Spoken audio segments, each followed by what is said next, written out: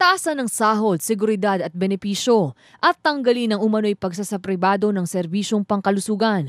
Ito ang matagal ng panawagan ng mga health workers na nagmarcha muli ngayong araw patungong Menjola upang iparating ang kanilang hinanaing sa pamahalaan. Kalahati ng populasyon ay naghihirap, sabi ng SWS survey. Tapos ang solusyon pa ng gobyerno sa kahirapan at pagkakasakit ng mga tao, sa pribado mo yung mga pampublikong ospital.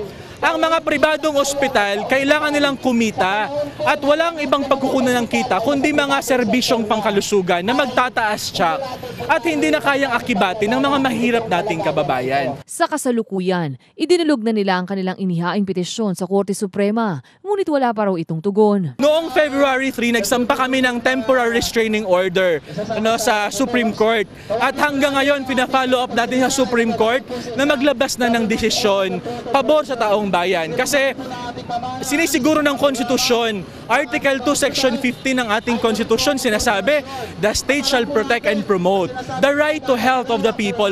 Ngayong araw, ginugunita ang National Health Workers Day sa ilalim ng Republic Act 10069. Ako ang inyong kaibigan, March Wamar para sa Newslight.